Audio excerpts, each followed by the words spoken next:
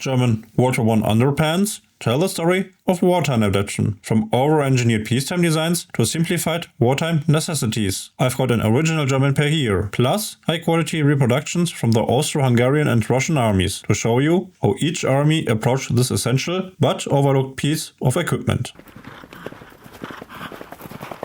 So first, let us take a look at the evolution of the German underpants before and during the war. Around 1900, there were two official issued types in use, a summer version made of cotton twill and a winter version made of jersey fabric. However, not every branch of the army received both. In peacetime, only the cavalry was issued both models, since they spent long periods outdoors and on horseback. The infantry, on the other hand, had to make do with the lighter cotton version all year round, regardless of temperature. The cut of the summer pants was very similar to the drillich trousers used for work and fatigue duties, but there was one notable difference between the cavalry and infantry models. The cavalry version did not have a seam running between the legs. This was intentional, as long hours in the saddle required as few pressure points and chafing schemes as possible. By 1910, the pattern was updated and simplified. The button fly dropped from 4 buttons to 3, which made manufacturing quicker and reduced the use of metal and thread. The drawstring at the back, which had allowed for some adjustment, was removed entirely. The side buttons for attaching braces remained, and one interesting change was the treatment of the pocket watch. Instead of being a cut-in pocket, it was now sewn on the outside, probably to reinforce the opening and save time during production. Once the war began and material shortages increased, further reductions took place. By 1916, the German army introduced a simplified and fully standardized model of underpants designed to be produced more quickly. I actually have an original example of this 1916 type, which we'll take a closer look at in just a moment. But before that, let's briefly talk about the jersey underpants. These were originally made from white cotton jersey and featured 2 buttons on the front, loops for attaching braces, and no pockets at all. In January 1917, the army introduced a standardized jersey version as well. These were no longer made from clean, uniform fabric, but rather from recycled cotton scraps and whatever textile material was available. Quality and consistency dropped noticeably as the war dragged on. Now, it's important to mention that soldiers didn't rely solely on issued undergarments. Items sent from home, often called love gifts, played a major role. As I've shown in previous videos, with shirts and other garments, thousands of articles were shipped to the front through donation drives and support campaigns. For example, in November 1914, an article in a newspaper from Franconia states that some villages contributed 6 unbleached and a colored woolen underpants beneath other things to a collection point. From there on, they were sent out to the front lines, which shows how important civilian support became even right off the start. Looking into this book, which is translated Book of the Laundry or White Goods, which is mostly about underwear and bed linen, there are some patterns and descriptions for underwear overall. On this page, we have a pattern for a pair of underpants without a seam in between the legs, and a description of how to sew it. On the next pages, there are just the usual underpants shown, closed with buttons, some loops on the top, and straps for the legs. Apart from 1 or 2 details, these look very much like the Russian or French army underpants.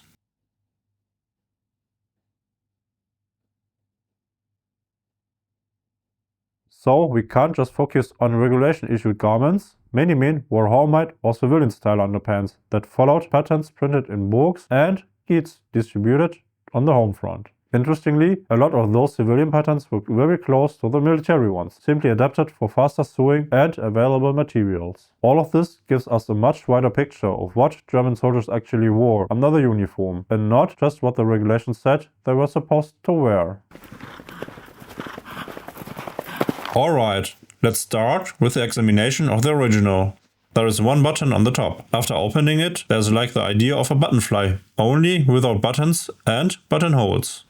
As we can see, it was never worn. There still is the original card, which states the measurements of this pair.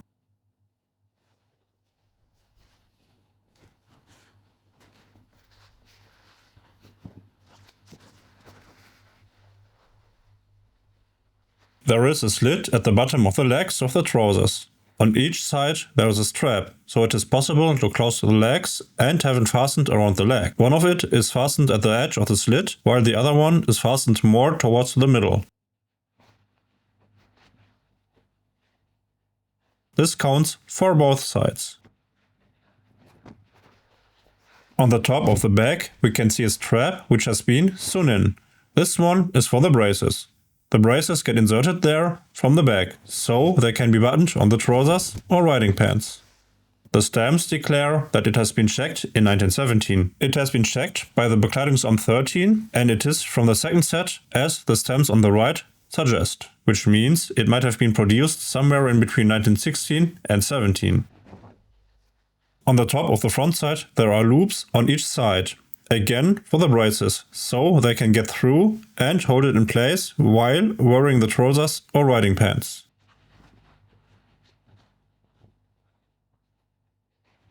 Let us put it aside and have a look at a reproduction of a German 1910 style underpants. First thing we can see is the button flag with the 3 buttons. We got the loops here. Only on the side there are buttons, so this pair could be worn on its own, when it is not worn as underpants but as Stubenhose or house trousers. We can see the pocket for the watch as well on the front. On the bottom of the legs we have a slit again. Only it does not go through until the bottom, but just is closed a few centimeters or inches before the leg ends. Again, we have 2 straps to close it and get it proper around the leg. The straps can be pulled through the slit, obviously, and of course we find it on both sides.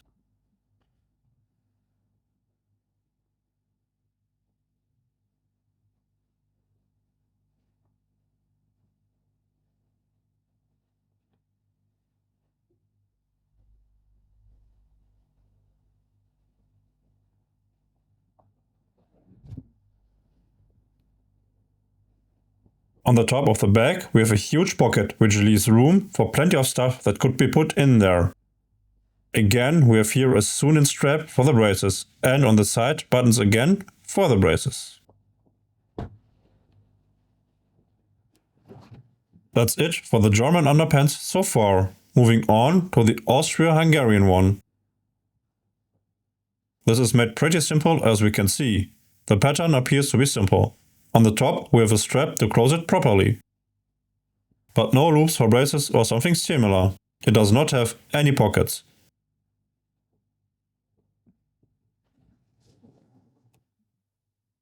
On the bottom of the legs there is a slit and straps to close it too. Here the German one and the Austro-Hungarian one are alike, but that's it. Even the simplified underpants of the Germans appear to be made a bit more complicated than the Austro-Hungarian one.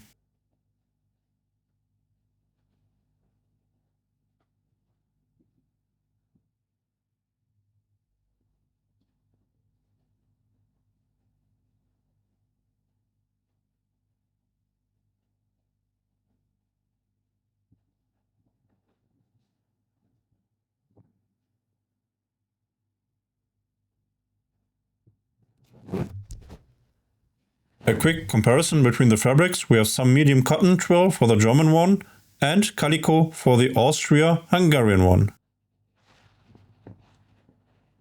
Let us have a quick look into the Austro-Hungarian sources, in this case now the Adjustierungsvorschrift.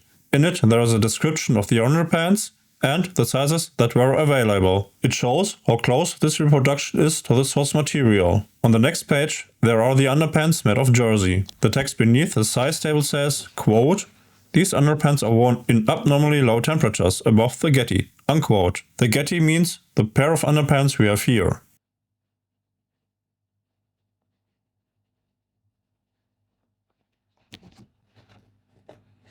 Going further in this book, there is a table of equipment and uniform. Here for the hussars, and there are 2 pieces of the Getty and 1 of the jersey underpants for low temperatures. The Gettys and underpants were as well able to be ordered as this catalog shows. On the bottom left there are some civilian style ones. On the right at the top there is Kommisswäsche, or translated army laundry, to see in this catalog for the Austro-Hungarian army. While we are at it, we can take a look at some pictures of originals as well. As we can see here, the reproduction is actually really good. Some Gettys seem to have survived until today.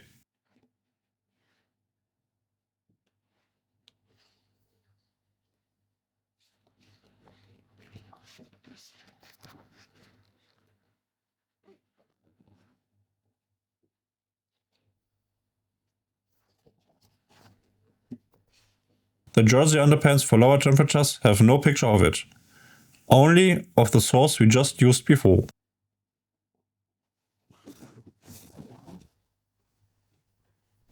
As earlier explained, the Russian underpants are pretty close to the French ones.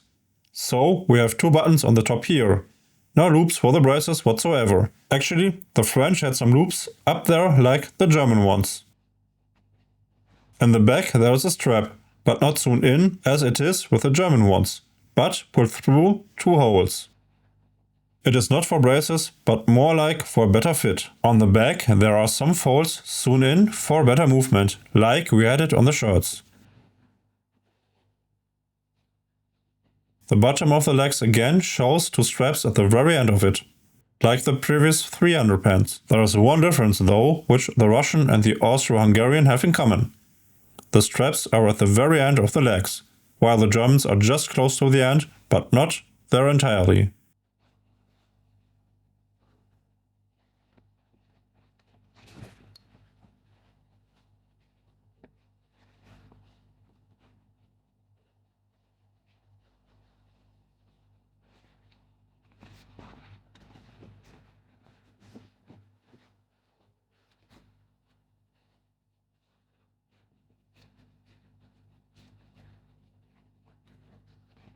Again the backside, this time from the outside.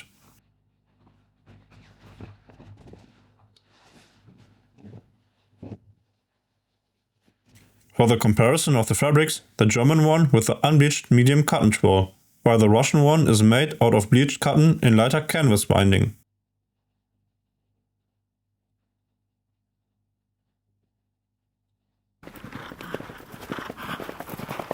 So, what does all of this tell us? German underpants went through evolutions from tailored peacetime cotton and jersey designs to heavily simplified standardized versions made from whatever scraps were available by 1916 and 17. Comfort and practicality slowly give way to mass production and survival. Compared to their allies and enemies, the differences were often in the details rather than the idea itself. The Austro-Hungarian army relied on layers and simple tie systems, while the Russians and French stuck to very standard functional cuts with minimal features, and still, every nation had to adapt to shortages, weather, and the brutal demands of trench life. What's also fascinating is how civilian-made pieces filled the gaps. Home-produced underwear sent to the front, often modeled after official patterns, became a quiet but essential supplement to military supply. In the end, whether it was German jersey, Austrian tie closures, or Russian cotton, these garments were more than just an afterthought. They were a vital layer of comfort,